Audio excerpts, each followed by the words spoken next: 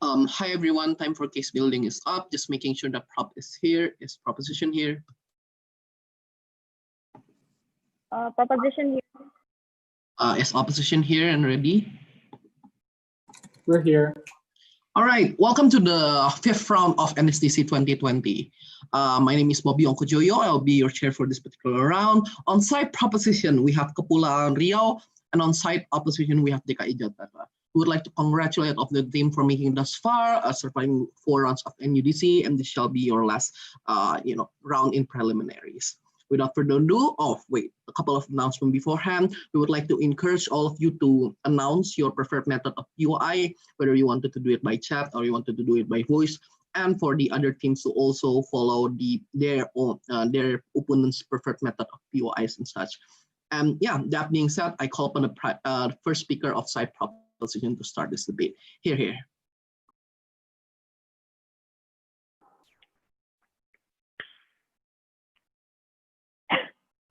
All preferred POI from my team will be by chat. Thank you. I'm setting up my timer.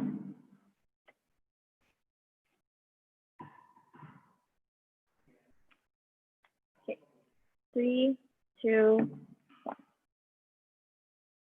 Ladies and gentlemen, as a minority, we feel like we have been oppressed for long enough, right, ladies and gentlemen? However, we say that the status quo mechanism of how we want to continuously fight for the parliamentary only is not going to be enough. And instead, we have to start moving to the best platform, that is art. Because as we see on how art gains so many recognitions, such as the Childish Gambino song of This Is America is viral, trending everywhere, ladies and gentlemen. TikTok, YouTube, everywhere. And also movies like Get Out or 12 Years a Slave is starting to get a very big recognition all over USA, right, ladies and gentlemen? Now, we think that therefore art is already very evolving, and it is actually now a platform to send messages and criticism towards government, ladies and gentlemen. Therefore, as entertainers, we're going to incorporate criticism towards the society injustice or governmental change to push for governmental change to happen within our art, right, ladies and gentlemen? For example, we make a song about how there's injustice within the government, of how there's police brutality, ladies and gentlemen, within our songs, or actually we play a role of a minority within the movie, ladies and gentlemen. So within this debate, I'm going to bring to you two major arguments. First, on why art is the best and only platform. Second, on how there's going to be a likelihood for these entertainers to actually follow our mechanism on how they're going to promote the minorities, right, ladies and gentlemen? Firstly, on the topic of why art is the best platform. Ladies and gentlemen, let us characterize art in the status quo. Art is already no longer an abstract form of entertainment in which that people only use it to just watch and have fun. We say that art is already used to send a message, right, ladies and gentlemen, on how so many artists feel their expression and dissatisfaction towards the government, on how they're very dissatisfied with how society treats injustifiably towards the minorities, on how there's a rise of these artists to create societal awareness, ladies and gentlemen, on how Tobe Niue created a song about arrest the killers of Breonna Taylor, ladies and gentlemen, on how the film Get Out showing how Black people are always shut down by the government, ladies and gentlemen, the moment that they try to speak on their injustices. And we say that this is very effective. This is a very effective method. Why? Because these kinds of issues are very controversial, right, ladies and gentlemen? On how the moment that you criticize a government, media will be always constantly revolving around you. It will get a lot of attention from people. May it be social media or even the news, ladies and gentlemen. We say that this is very effective, especially in the current momentum where there's a rise of social movements that are fighting for social injustice. We say that this is the right time for us to actually use this kind of mechanism. Now, why is this the only method that's going to work, ladies and gentlemen? We see that how we're trying to invade the parliament, on how right now the minorities' focus is to constantly fight for the position in parliament, to fight for the injustices, right, ladies and gentlemen? However, it is impossible for us, ladies and gentlemen, because simply the parliament is constantly dominated by white supremacists, ladies and gentlemen, conservatives, especially right now in the reign of Trump, ladies and gentlemen, in which that right now demonstrations are being shut down, ladies and gentlemen, in which AOC, the moment that she's trying to champion the insecurity of the minorities, she's constantly condemned by the parliament, ladies and gentlemen, constantly highlighted by Fox News as an evil lady, ladies and gentlemen. We tried the parliamentary or the diplomatic way already, but it's not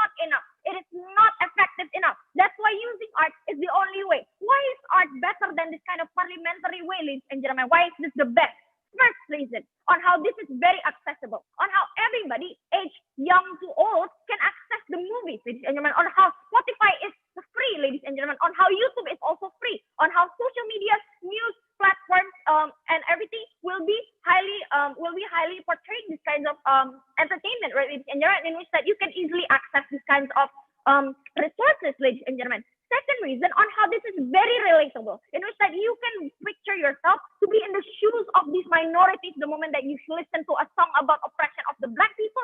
Even if you're not an African American, you can feel the pain that they're feeling. Because why? Because these kinds of entertainment, these kinds of art is actually being portrayed in a most empathetic way, in which that you are shown to be so vulnerable and you're shown to be oppressed, right, ladies and gentlemen? We say that there's a relatability which triggers the empathy from the society that we can use to actually give more support towards the minority, ladies and gentlemen. Thirdly, on how these kinds of art are very easily consumable, ladies and gentlemen, because they are being put in the most understandable way as possible, on how films are being made in the most understandable way as possible to normal civilians with no expertise in political realm at all, ladies and gentlemen. Therefore, we say that this is much more inclusive type of consumerism, right, ladies and gentlemen?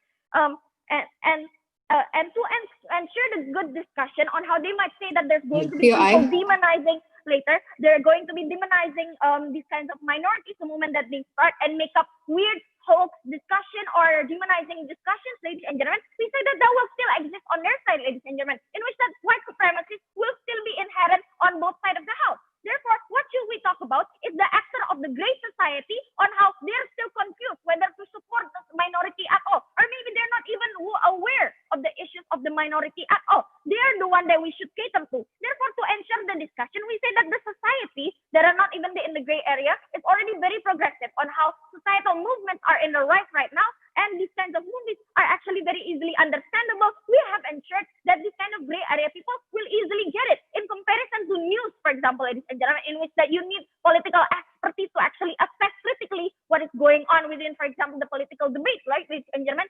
So we say that art is the only way. Before that, yes. By that, you're going to mobilize the rightist to be more rightist with your artwork. How are you going to react to that? Ladies and gentlemen, right now the rightist is already becoming a rightist because we're trying to invade the parliament. The moment that AOC is already very highly championing, they're also still oppressing us. Ladies and gentlemen, rightists will also exist on their side. But even worse, they can pull these kinds of the gray area people to become even more rightist, ladies and gentlemen. Why? Because the media is highly controlled. These kinds of news outlets are highly controlled by the government, right, ladies and gentlemen? Meanwhile, right now, these kinds of entertainers, they have creative independency, ladies and gentlemen, in which they can create what kind of art they want, ladies and gentlemen, and it is protected under fair use, or they're protected under intellectual property, ladies and gentlemen. So we say that the security of these kinds of rights are even better on our side. Now, moving on to my second argument on what is the likelihood of these kinds of artists actually joining our mechanism, ladies and gentlemen, we say that there's already a moral guilt that will be put into them, ladies and gentlemen, on how they have been through the position of being a minority, right, ladies and gentlemen, on how Oprah Winfrey, of course, know the feeling that the moment that the George Floyd is dying, how the family feel. We say that they have been through the same kind of oppression, how Lupita and Nyong'o also feel the oppression that society right now is facing, right, ladies and gentlemen. They will not want to continue the misperception that the minority representation in the status quo or the minority issues right now is already enough and already catered to, because simply the status quo is not enough. They have relatable grievances to people who are being oppressed, and they will make a change about it, right, ladies and gentlemen, especially now that they have a platform. They have a responsibility to fulfill towards their audiences, ladies and gentlemen. We say that this is very likely for them to actually join because they have this sense of moral guilt, which makes them have the obligation to actually speak up about this, ladies and gentlemen, especially when they think about on how they're going to actually bring change towards their own kind, ladies and gentlemen. We say that there's a very high likelihood that they would like to join. This will create a trend, ladies and gentlemen, in which that the trend will be very good, in which that we bring the issues to light. And that is why until this moment, we strongly propose. Thank you. We thank the first speaker of side proposition for the amazing speech. I call upon the first speaker of side opposition to continue the debate. Here.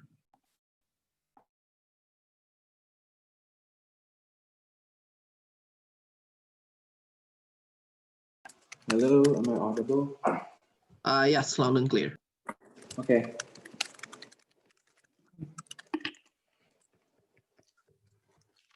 you want to POI, you can just use. You can just like unmute. I will set the paper first. Do you want my camera? I have time. Okay. All right. Yeah. Okay.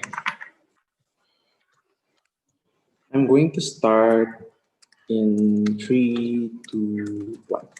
Panels, what government has been talking about is why art is this effective method, is why art is this kind of method that's going to be good in order for you to raise awareness and all those kinds of things. But understand, they cannot win because they have never talked about why is it within the interest of these entertainers to raise awareness to the people. Why is it the moral obligation of these artists to actually promote these kinds of issues? Why it is something that's worth it to sacrifice their reputation to talk about these things, understanding that these kinds of actions can lead to so huge scrutiny, because they've also even considered that right-wing populism is something that's even worse in the US, where media scrutiny towards you is going to be worse. Why is it something that's worth it? Why is it their moral obligation? And why is it within their capacity to actually promote for these kinds of things? Our stance is simple. We see that politics is something that's a very sensitive issue. It can even harm your career, such as how Hassan Minhaj has lost so many contracts with Netflix because he's talking about things that are very sensitive and these kinds of comedian jokes. We see endorsing certain policies and politicians is very harmful to the career of these entertainers. We prefer a world where political activism is run by campaigners or activists through social media, infographics, even through news and television. And if artists want to donate to these kinds of actions, we're fine with that. We see that minority identities are already sensitive in of itself. Integrating politics opens up more margins for scrutiny and hate towards these people. So I think that they cannot win because they have never explained to us why was it something that's worthy to actually sacrifice their reputation and their name. Before I move on, a few points of rebuttals. Firstly, they say that art is the only platform in order for you to get awareness because it's something that's relatable to people and etc. We say that it's not true. We see art is a passive action in media. It's a form of performative activism, which is actually like not always intended to have awareness and etc.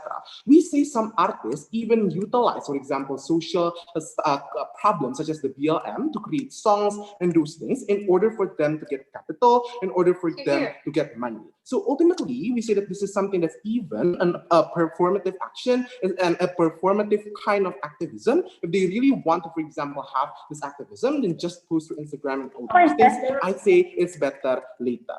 We say that exactly their characterization they talk to you, that government and that the right-wing populism is high. We say that these kinds of narratives and these kinds of artworks would only be consumed by the general public. The government opponent or anti-minorities would not watch these kinds of movies. They have to mechanize how are they going to create this kind of change? How is this awareness going to change to the people? They never even explain to us on any mechanization.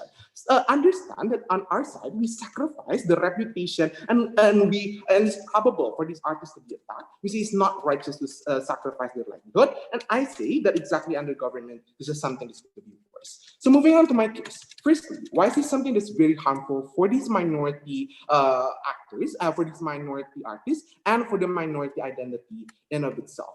What is the interest of these minority actors, right? We see it's their interest to be successful, to be noticed, and get a platform in these media.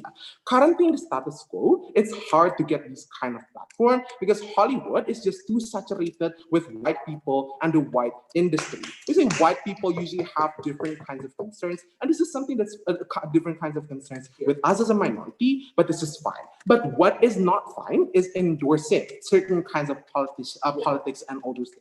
Why? Because politics is very sensitive. First, it shows your stance. Even in worst case, you can show whether or not you're anti-government or, for example, you're pro-communism. This is something that's harmful because government can use this as a rhetoric to attack you. Secondly, because representation in of itself exists on a huge spectrum. They never explain to us why, for example, the moment an artist shows up and talks about the struggles of Black people, that's the exact kind of representation that they need. Because the kind of oppression different kind of Black people face is different. There's Black people that's actually privileged, there's Black people that's not. I don't think that the kind of representation that they want to talk about even is something that's 100% valid. But why is this something that's harmful? For four reasons why.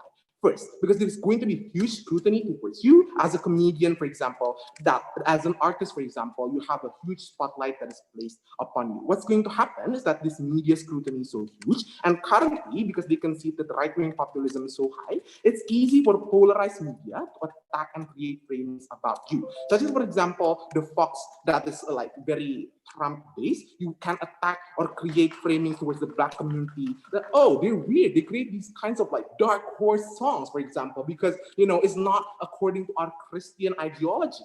This is something that's harmful because your career, your reputation in of itself is at stake. The moment your career is lost, you cannot have any kind of activism anymore. It's something that's even more harmful. Secondly, people and public condemnation. Minority in of itself already is underprivileged. There's discrimination in the first place.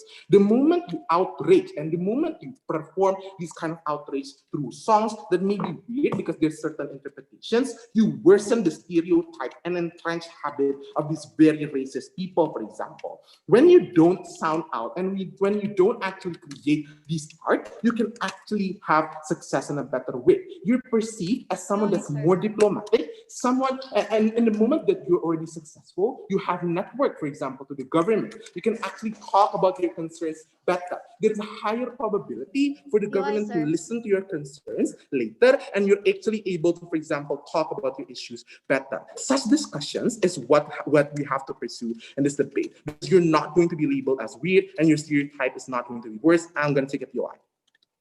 Reputation is only going to be worse on their side the moment that you as a minority is seen to be complicit with your oppressors and do nothing about it. We say that these kinds of artists are going to receive condemnation. Well, ladies and gentlemen, then they have to prove to you why is the moral obligation of these artists to begin with, right? We say that it is never the moral obligation of these artists. I say that regardless of like oppression that happened, they can still perform activism in other ways differently. When you promote it through art, you're seen as a huge spotlight. It is seen in YouTube, for example. You create this precedence that this is what I support, etc., etc. It's worse. But thirdly, your career. Hassan Minhaj lost all the deals with Netflix because he tried to promote these kind of public, for example, policies that contradict with Trump's policy. So public condemnation would happen. You would have no career. And importantly, why is this something that we have to protect? Is because these artists' lives depend on these kinds of things. This shows that first, it makes the stereotype worse. But secondly, you're even complicit in extra or exaggeration of discrimination because you're framed as bad. You're framed as this kind of crazy person. And representation and choice, as I've explained to you, exist on a spectrum. I think that the kind of representation is something that's even not valid. Moving on to the practical benefits. Like, what is the goal of the proposition? Is they want to champion change for these minority groups, right? That's through awareness and all those things. Why is it not going to be effective? Because as an artist, you have a big audience that exists also on a spectrum. There's rightist people, there's leftist people, liberals, and conservatives.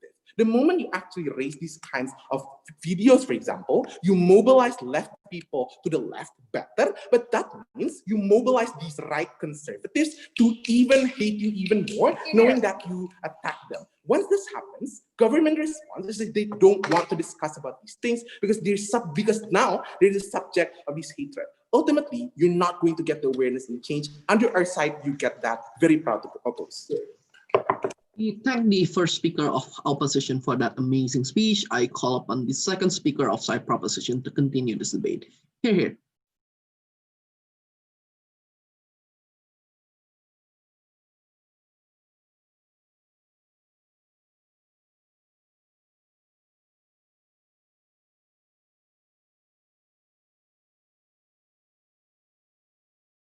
Okay, am I audible?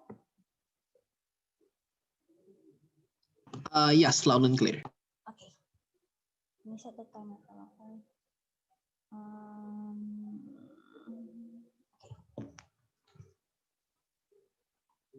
I will start. My preferred POI would be in the chat. Thank you. I will start my speech in 3, 2, 1. Ladies and gentlemen, in today's debate, I'll be bringing on two major issues against the opposition side of the House, right? On the first issue, on how they stated that they want to protect the reputation of these artists, and how and it is not within the interest of the entertainers to actually do this certain integrating politics within their artwork and so on and so forth. And second issue, on how they stated that Hollywood is very much highly concentrated on the white people and so on and so forth. But before I proceed to my issues, I have one point of clarification that I would like to make for the first, for the leader of opposition has stated that our side of the House has not proved to you why there is a moral obligation. Ladies and gentlemen, we have brought to you on why these artists will be likely to actually do these types of integration of politics within our performances and so on and so forth, because we think that they have this moral sense of guilt of how they see when their other brothers, where the victims of these oppressions of these white supremacists are currently being portrayed in the media in such a light. They see on how that could have been their brother, that could have been their sister, and therefore they would likely to help them. They would likely to voice out into actually being able to make a change, into making a better world. Therefore, we say that there is a moral obligation that comes from these artists, as they have this relatability within the minority, towards their own kind of the minority.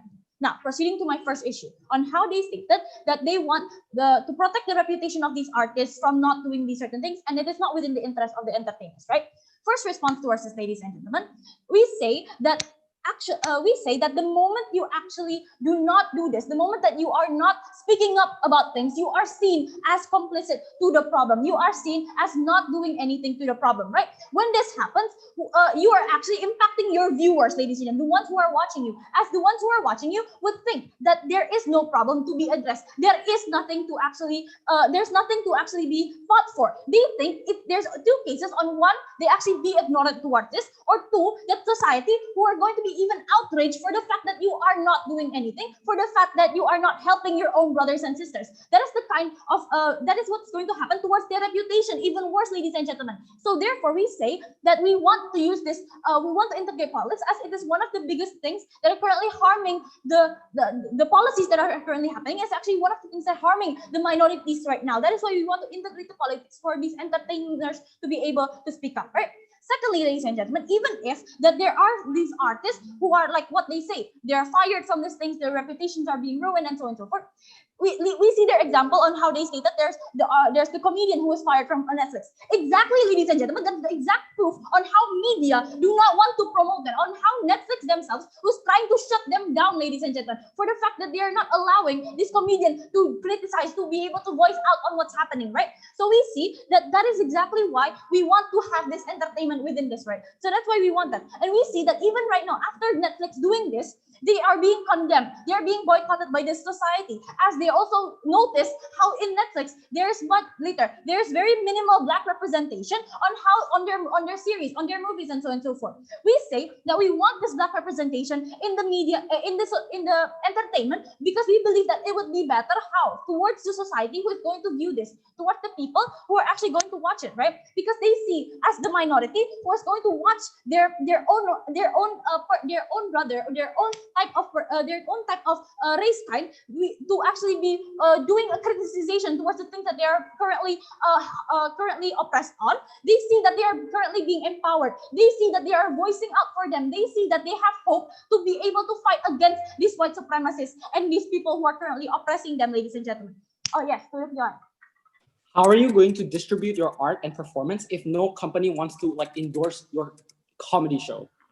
Okay, ladies and gentlemen, we can see actually in the status quo today, there are platforms that are currently opening up towards these people. We can see on how Disney Plus has the show of Blackish, how it's actually promoting on how the black society is currently living, and so on. How That's So Raven has been addressing the issue for one of the longest times, ladies and gentlemen. These kinds of platforms are currently open up, but we can see there are other platforms such as what you said, Netflix, who are currently still shutting them off. That is exactly why we say that we want to do this, so that they can actually start to understand that the black people are not something to be fighting against on, because we are the ones currently oppressed by these people on the policies on how they make these certain things, right?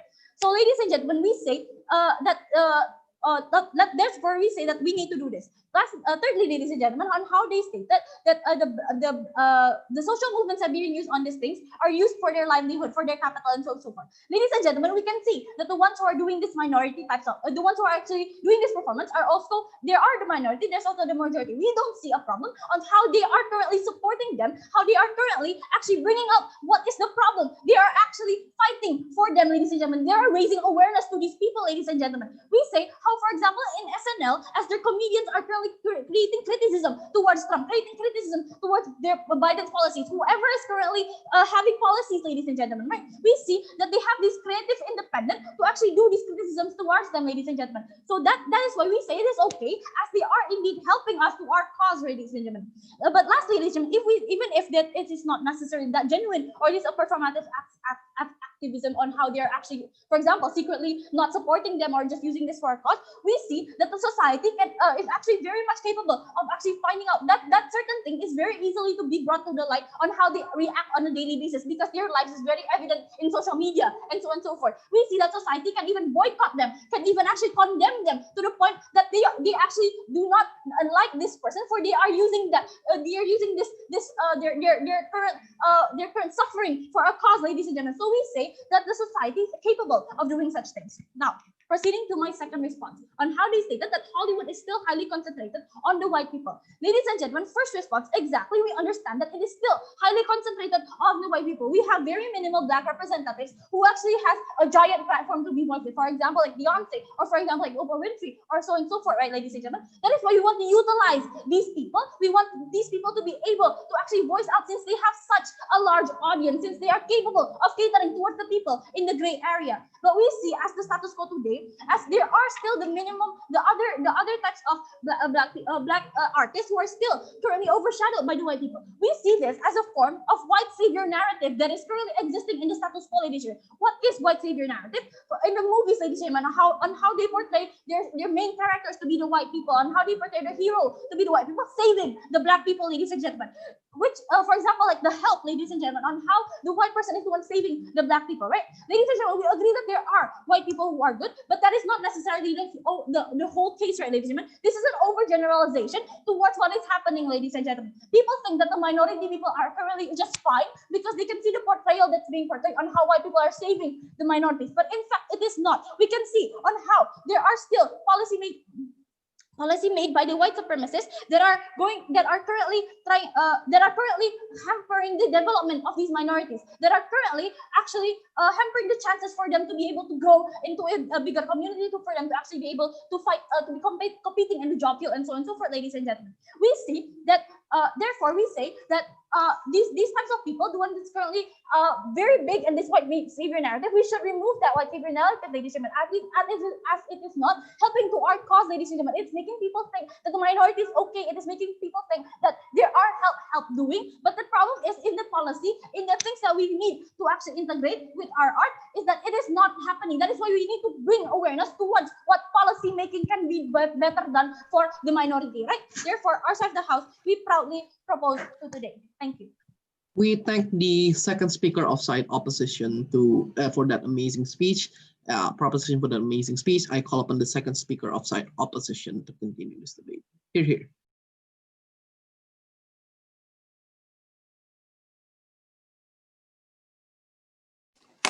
Am I audible?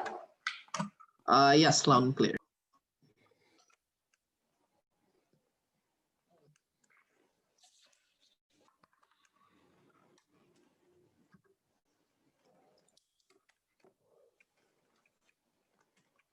Okay.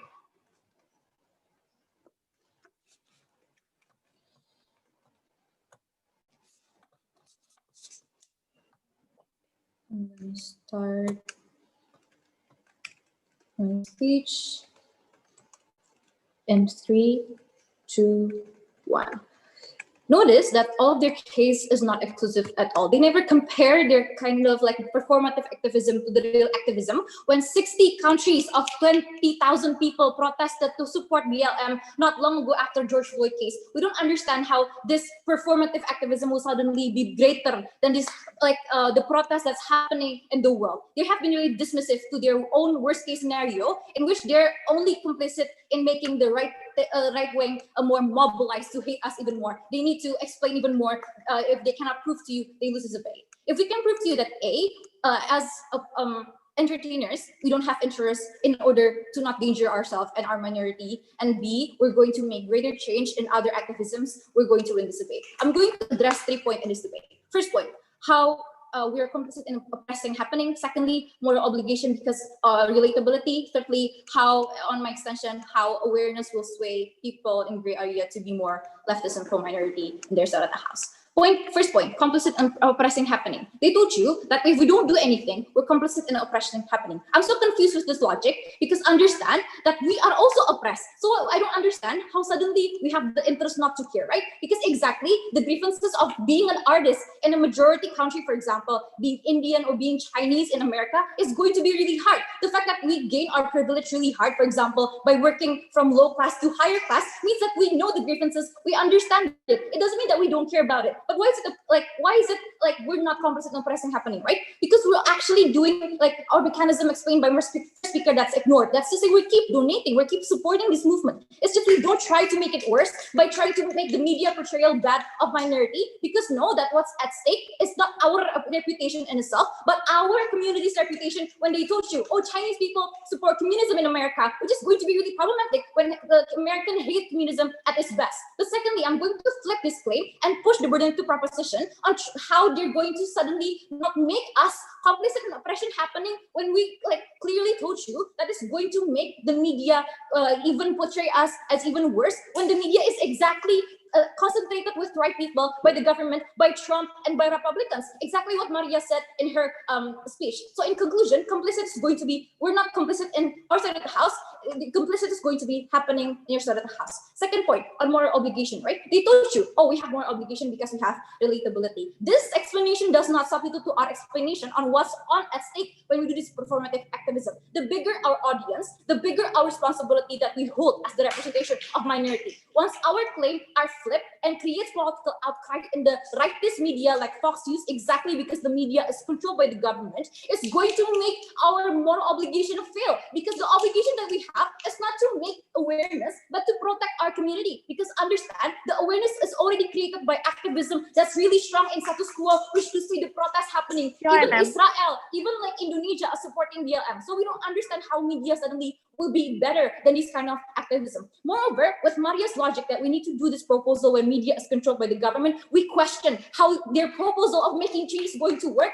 when the rightist is going to portray the badness of the minority and sway the gray area people to believe in rightist when exactly they're the majority of the people who are not taking the pro-minority stance. In conclusion, moral obligation in their side of the house, false. Third point, how we're going to make awareness on how gray area people are going to make be leftist and pro-minority. They told you that, oh, we're going to change people's mind because people in gray area will be swayed to leftist and not anti-minority. But first, response. Why is it worth it to mobilize rightists to even hate you even more for people who don't care about you in the gray area? Because we say what's most important is to focus our limited attention as an artist to spend to the outrageous protests and donate to these people who actually needed to lobby, for example, to needed to sway the government to believe in our policies, like as simple as making church in a rural area in Indonesia. If we have so much money and capital to making movie, that's to say we have so much money to donate to these people. So we don't understand why it's so worth it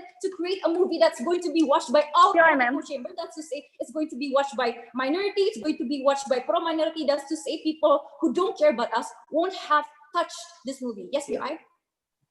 The donation doesn't necessarily work. We see on how Breonna Taylor's case already gets so many donations. However, her killers are not arrested yet. We see on how George Floyd gets so many donation, but he's still not being justified.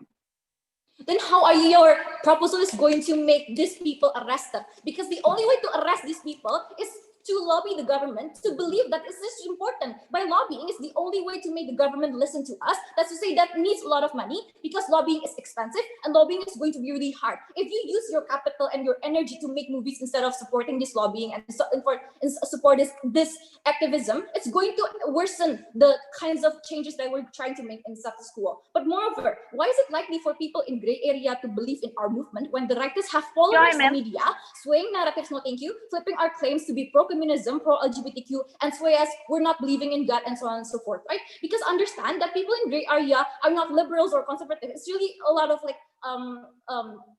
spectrum, like my first speaker has told you. But to understand that America in itself, there are more conservative people than liberals, right? So the people in the gray area that will believe on righteous, righteous belief will be like people who are conservative and evangelical, for example, as opposed to people who are going to believe in the leftists. But why? Change won't happen on side proposition, right? 3 reasons why. First, politicians don't want to discuss since they are the subject of the hatred in comedy shows or in home reading on in their songs and whatnot. It's really uncomfortable to listen to someone hating you, directly attacking you with explicit and implicit statements that government is failing. But most likely, politicians will not try to like create opinions of this, because then it will be a backlash for themselves, saying that they're not making a change even though they listen to the song, or they're not doing anything about it, and so on and so forth. But secondly, politicians can flip a performance to worsen our image as minorities have been repetitive in this debate. Thirdly, it's easier for people to generate hate to the movement. Why?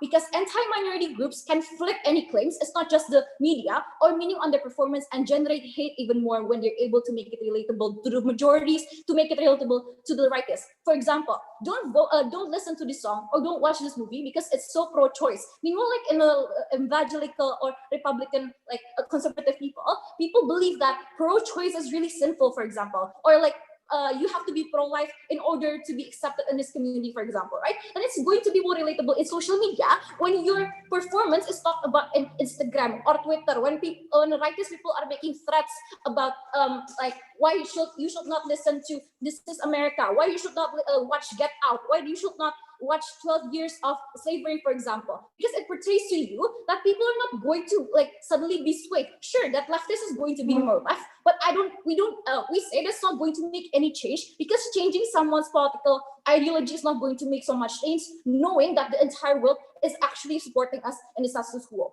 But why is it going to make a change in our side of the house when we don't do this, right?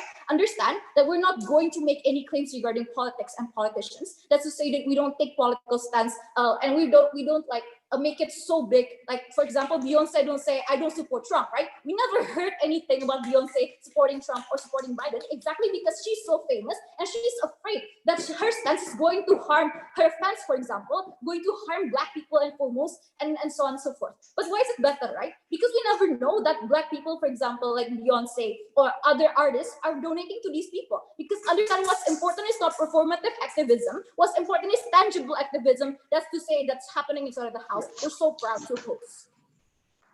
We thank the second speaker of side opposition for that amazing speech. I call upon the third speaker of side proposition to continue this debate. Here. Am I audible? Yes, loud and clear. Okay.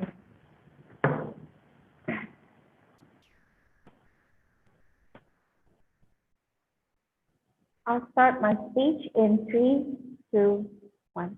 If the opposition wants to champion the mass media that exists right now, if the opposition wants to champion the protests that have been going on right now, they have to prove why it's effective and starting a change in our country right now, right? But as you can see, they have conceded the fact that mass media itself has been highly rated, which proves that mass media always demonize this kind of activism.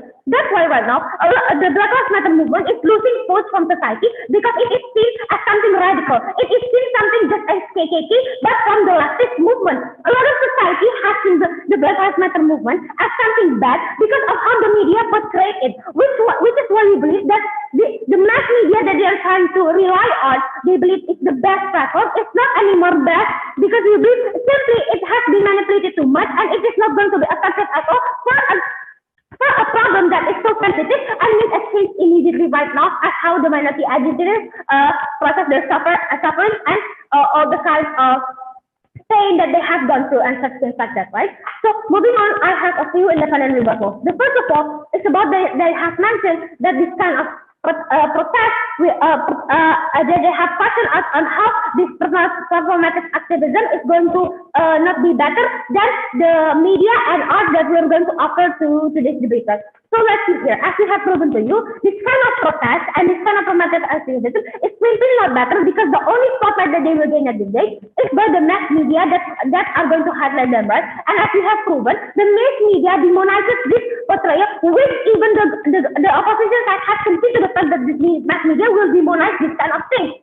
And why comparatively in our side is going to be better? Because simply art is not going, art or the songs or the movies or this kind of entertainment objects, it's not going to be simply shut down by the government and such things like that. These are not going to be hurting. Like how, like on our example of how the song "This Is America" it's not condemned by the government, but in fact it pushes minorities to actually go down to the streets and fight for their rights. It pushes other artists to actually point out their things too, as how the R&B artist at that age has also put out a Black Lives Matter song in the problem that has happened up here right now, right? So we believe comparatively in our side of the house, art is simply going to be much more better because it is delivering a message, and the mass media has no way in portraying this kind of art because there will be always a way for the artist to actually step back. Meanwhile, in their side of the house, as we have proven to you, even when the people such as AOC or Angelina Cortez tried to speak up in the parliamentary, he got condemned because he's trying to go against the policy or go against the regulations that the parliamentary has existed right now. Yeah? Yeah.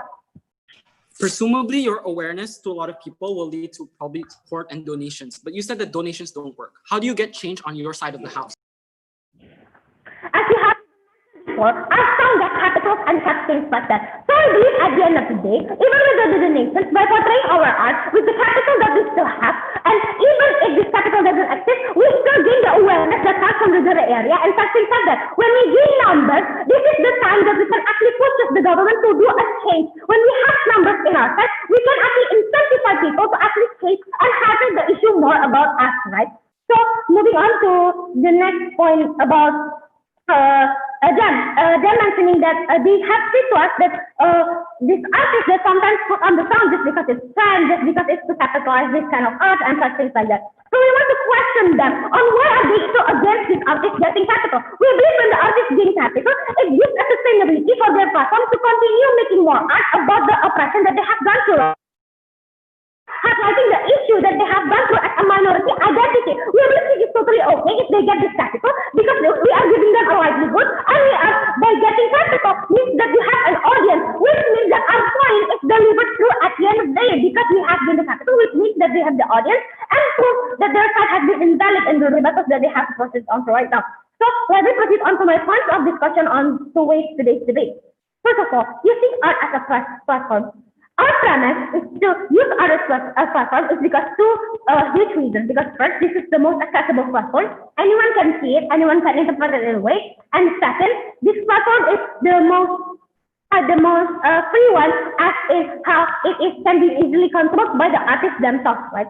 The only response that they have proved to us is by saying that no, there is too much things on risk, such as how political ideologies or political stances insensitive, and it might harm the artist's career and such things like that. But what we are going to prove to you on how it's not going to harm the artist's career, let's see how Jordan Peele, a huge comedian in the US, made a movie about Get Out criticizing the white and the black racial profiling in the society. Right? Do we see his career getting hampered? No, in fact, he gets highlighted because he is there to speak out about the oppression that their own society has gone through, which directly links to them asking why there will be a moral obligation for the artists to do that when they're not a part of the committee. See, Jordan Peele is famous already, but he still wants to speak up about the oppression that his people go through because simply he knows that even though he is successful, he knows that it is hard to get to this kind of success. He knows that people of this kind cannot get this success just by a snap of a finger. That's why he will still speak up about these things. That's why us as minority identity will still have the moral obligation to speak up about these things. And even if the moral obligation doesn't exist, we already proved the likelihood why these artists will still speak up at the end of the day, right? Such as about how they don't want to be deemed as leaving their community behind.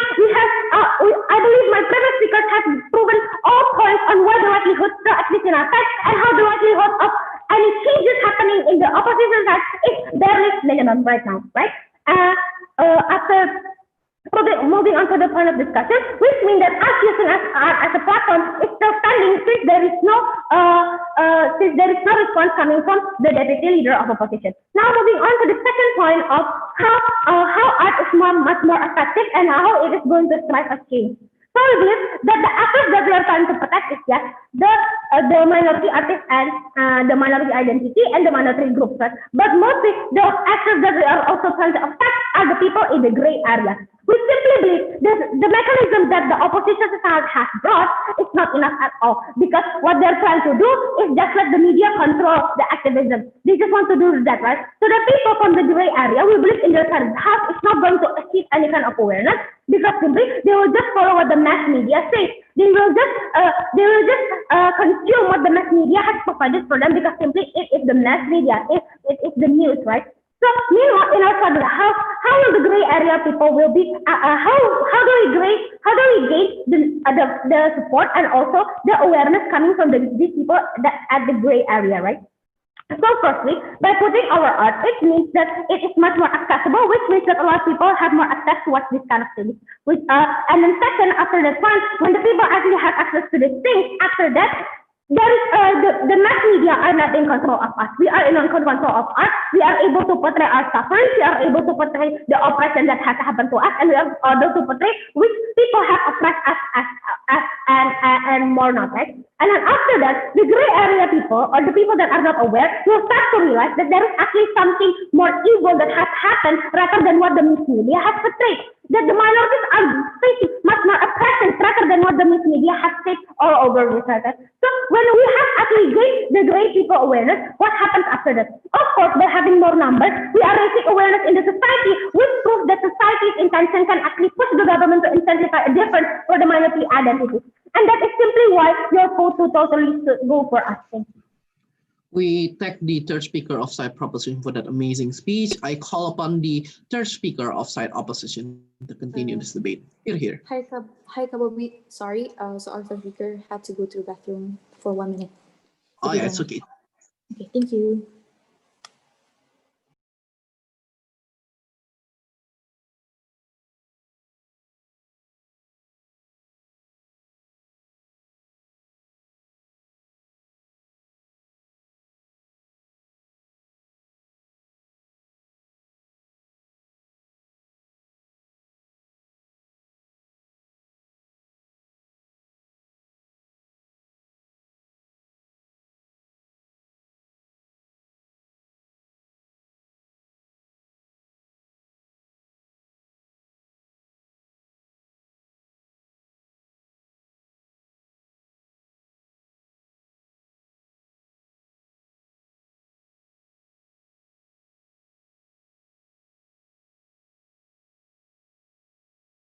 Am I audible?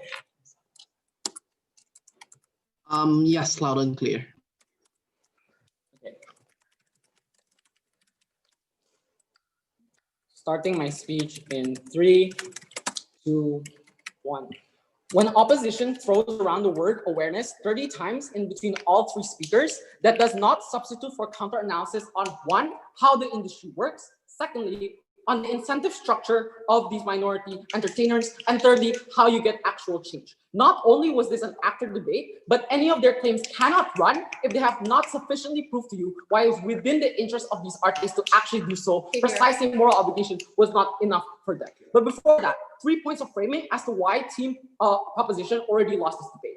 First, proposition took the easy way out up until the third speaker because they were reluctant to actually take a stance on political issues. On your side, you must defend endorsing certain political ideologies and critique to government systems. Like you need to critique Trump, and that's what the motion states. This means that you will inflame Trump supporters to be against you and will make your minority hate it more. Realize for all their benefits to run, it's dependent on mobilizing your audience in some meaningful fashion. On their side, sure, you get awareness, but if it's awareness to get people to donate, and as you said, donation doesn't work, I don't see how you will actually improve the lives of these minorities in any meaningful capacity. I don't actually see how you get change on their side. The conclusion of all of this is simple, that you should weigh the personal interest of these entertainments first, precisely because team proposition never actually proved to you how they were going to get changed at all. But secondly, they never engage with the context of minority entertainers. With the fact that the industry is already very saturated with white artists, we don't actually see how you're going to get a breakthrough to success. But thirdly, that they are very contradictory. Because on their side, they say people are progressive and they will agree to your art. But exactly on their side, suddenly you say that they're great people area. I don't see why these great people will not be against you, for example, for being conservative.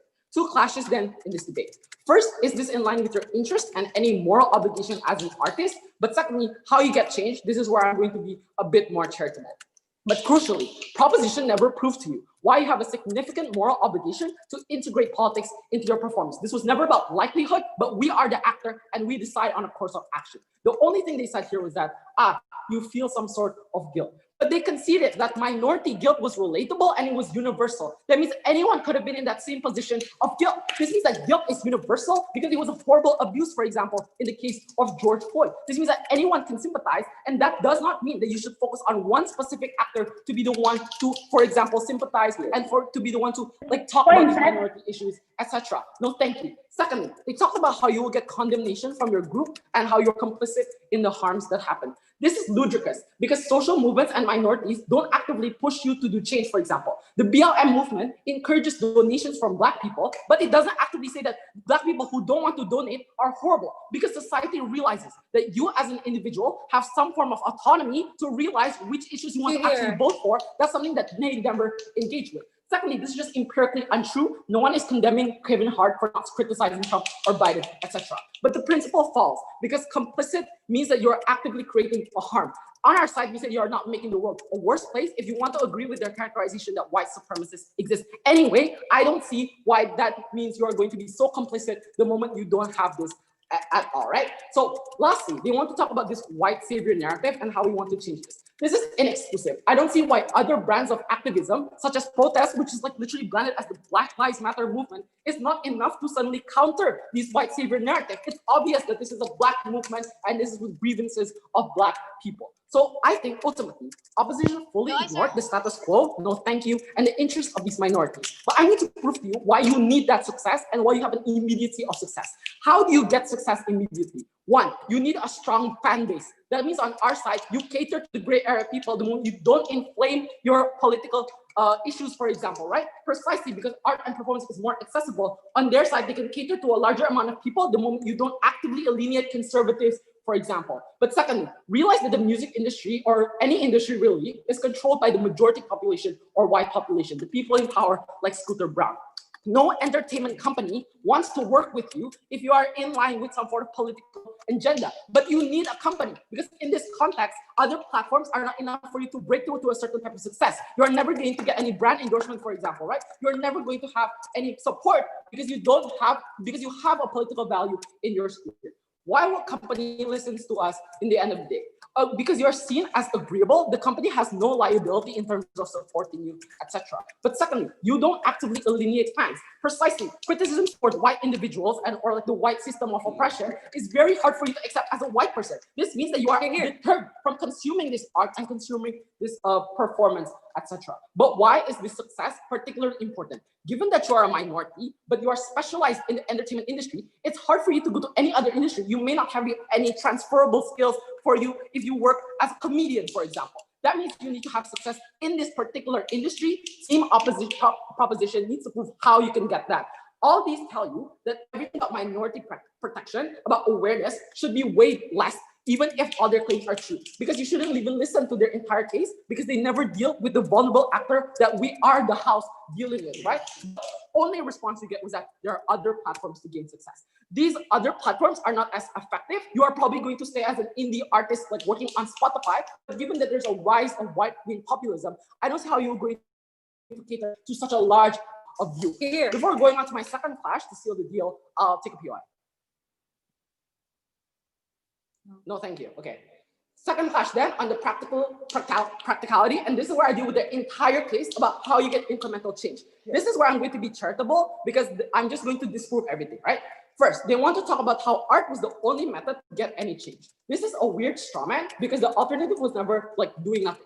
Precisely on our side, we say that protest and activism works because, for example, it is recorded, it's shared in the media, it's something that's tangible and creates a very big disturbance in society, right? But that means that on our side, it's something that's tangible that cannot be swayed. Precisely on your side, you said it yourselves, that art is subjective, that art can be interpreted in many different ways. So I don't see how this will not be interpreted as something that's an ad hominem attack to begin with. That means the protest and activism on our side of the house is effective because the rightist people are forced to listen to the human rights violations that are happening on their side. But thirdly, I just want to point out that I don't see then how on their side how the awareness is going to lead to anything at all. Because if you want to say that even if protests don't work, then their awareness doesn't work at all. Because if you want to talk about donations don't work, awareness doesn't do anything at all to begin with. Secondly, they want to talk about catering to the people in the gray area. This is a huge trade-off because on their side, I think sufficiently for this argument to run, they never proved to you how significant these gray people area are. When we told you there was a rise of right-wing populism, that the gray area was probably a very small number of people. Yeah. But secondly, how exactly these gray areas were going to shift to your side and not to the other side. If you want to talk about media already being like catering to these gray area people with mass media, I don't see why they will be suddenly so leftist and love you so much as a minority person. The last thing they said here was awareness. One, we never see an end goal and we never see a mechanization. Sure, you're aware, but you don't do anything about it. When you post about watching Get Out, but you're not actually helping minorities, for example, I don't see how that's beneficial. But secondly, even if you get some form of awareness, this is the most important thing. It's unclear to me how proposition will ensure that awareness will be to a select group of people. That team proposition puts all their benefits on mobilizing the left, but precisely because everything is free, that it's accessible by conservatives, that you can interpret it in any way, they cannot get away by saying that white supremacists exist on both sides. On our side, on your side, white supremacists will use this as ammunition to attack the minority group even more. All this tells you that this was detrimental to get change because governments and politicians will not want to listen to you, that you are unable to lobby the government, and that's why team. We thank the third speaker of side opposition for that amazing speech. I call upon the reply speaker of side opposition. Here.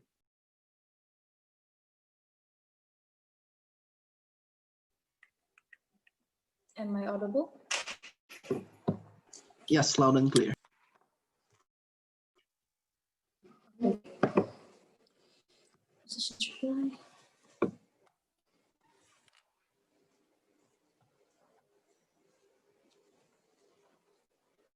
Okay.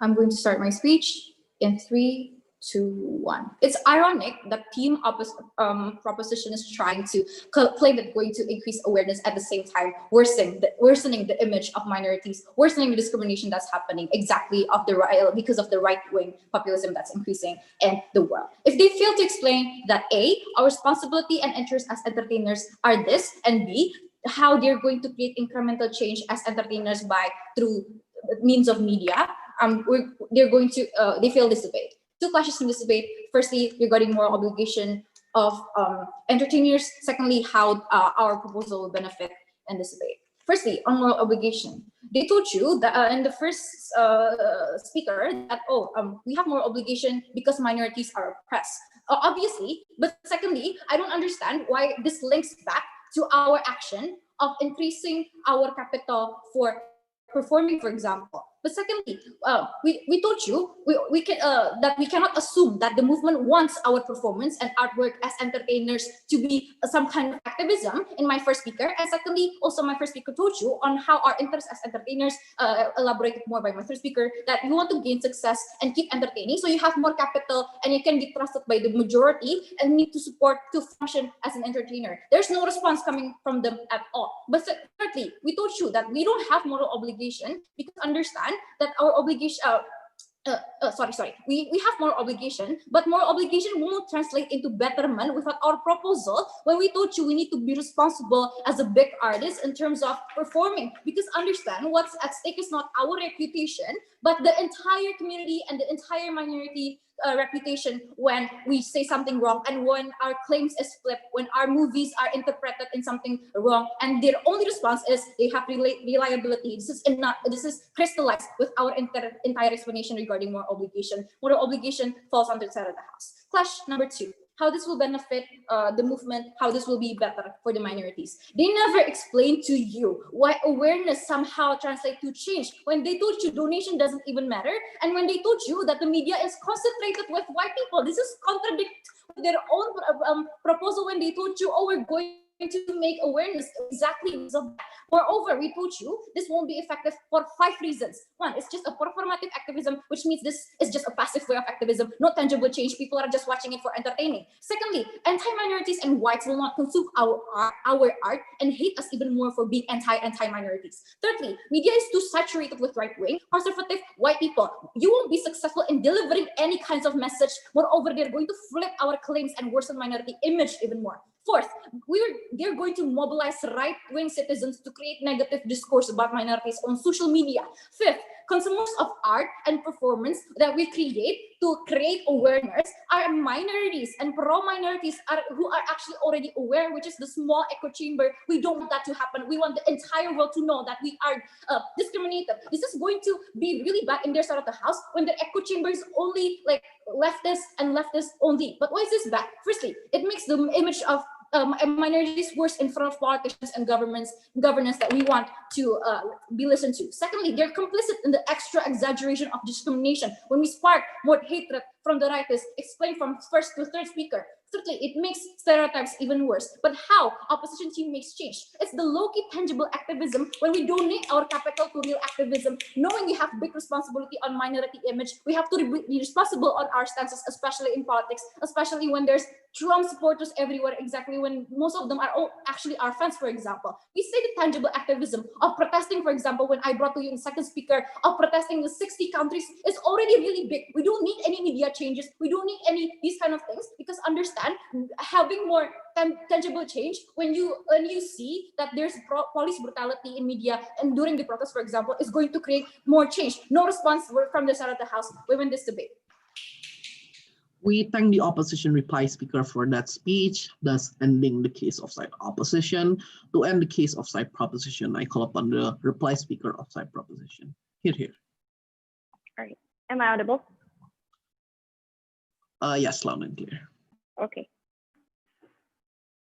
3, 2, 1. Ladies and gentlemen, we think that the opposition side of the house is already very inconsistent with the portrayal of the artists within their side of the house, right? On how the first speaker came up here and stated that these kinds of artists will get very big spotlight and they will get huge capital. However, the second and third speaker to the reply speaker keep saying that they will not be endorsed, on how they cannot be, they will not have a market anymore. However, they're very dismissive for our case on how art is seen as a very progressive platform, and how there's already societal demand for these kinds of artists to actually speak up and bring out awareness, right, ladies and gentlemen? They're being very dismissive and very inconsistent. So we are very confused on which kind of artists that they're actually promoting, in which that the artists that are going to, are artists ultimately always going to lose all this endorsement, or are artists going to be seen as performative activism and fulfill their sustainability as artists and getting huge capital? We're confused on who they're talking there. Now, we see that they concede to the fact that in the status quo, media government is very dominated with the rightists, right? On how they have power, and their inherent agenda is to demonize the leftists, demonize the minority. Now, how the news are portraying the demonstrations as only looters, as only violent anarchists, ladies and gentlemen. So with that being said, they concede to the issue. However, they do not bring any mechanism for them to actually change this kind of media portrayal, ladies and gentlemen. Instead, they rely on these kinds of media portrayal that will only continuously demonize us and make us lose supporters, ladies and gentlemen. We lose the gray area people, and we also lose people from our side of the house. The moment that the BLM, for example, is being seen as an anarchism movement from the leftists, right, ladies and gentlemen. Not only that, but they have no likelihood how they can actually gain more supporters. We have already proven to you on how important supporters is and awareness is, on how that is the only moment, the moment that you get numbers, is the only moment that your social movement can actually improve, on how you can actually pressurize and lobby the government the moment that you have more people, right, ladies and gentlemen. This kind of awareness is very important. Now, two clashes within this debate. First, on mechanism. They promote, they champion on how the mechanism is. They want to champion the parliament, demonstration, and donation. However, we already completely negate this by saying that these kinds of mechanisms is not proven the effectivity, because simply it is very easy for government, for example, or white supremacists to actually shut this down. In comparison, we ensure the awareness from these people by 4 reasons, ladies and gentlemen. First, accessibility, and fourthly, the security of these artists by intellectual property, which is very exclusive on our side, and we're actually making a tangible change the moment that we get numbers, the moment that we actually ensure that we're not losing more people from our side, and we can get the interest and empathy from these kind of gray area people, ladies and gentlemen. And that is the only moment that we can actually bring a tangible change. However, if awareness doesn't work on their side of the house and they do not care about awareness, their mechanism won't even work since the very beginning. So we're very confused with their mechanism on how it has a likelihood to even work, right, ladies and gentlemen? So on to the second point of representation. They say that they do not, these artists have no moral obligation to actually do this, ladies and gentlemen. However, we say that it is within their interest to actually first express their dissatisfaction, express what they feel and their experiences. Second, on how art is already a progressive platform and they have societal demand to make this kind of awareness. And third, they have they want to maintain their reputation, right, ladies and gentlemen? Therefore, the moment that you're seen as a betrayal, the moment that you're seen as a problem, the moment that you stay silent, that is the moment that these kinds of artists are actually do not want, right, ladies and gentlemen? However, even if without these kinds of interest, they already have a moral guilt the moment that they are being the oppressed, right, ladies and gentlemen? However, their side of the house will only champion the white savior narrative on how it is the white supremacists that actually bring champion to you, ladies and gentlemen. However, we as minority, we want to empower our own people, ladies and gentlemen. And that is the only way for us to do so is by art, ladies and gentlemen. Because simply, this is the most inclusive participation that we can get since the very beginning. So vote for proposition. Thank you. We thank everyone for that debate. We thank everyone for that amazing debate. Since this is a silent round, you can all proceed to leave the meeting room, I suppose, and wait for the breaking announcement. Congratulations for finishing round 5. Thank you, everyone. Thank you. Thank you, guys. Thank you. Thank you.